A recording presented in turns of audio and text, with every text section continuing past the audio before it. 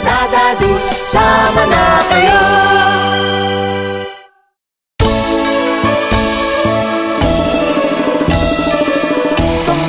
Tong pakitong-kitong alimango sa dagat, malaki at masarap, kay hirap ulihin sapagkat nangangagat.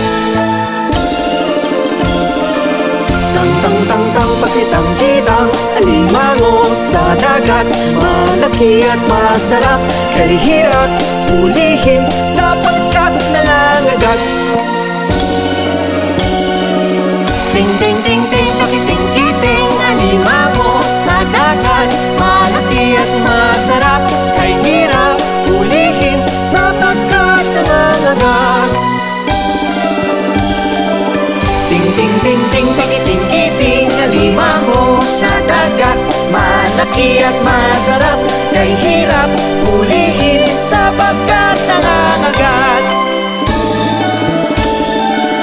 Tung pakitong-kitong alimango sa dagat, malaki at masarap, kay hirap ulihin sapagkat nangangagat.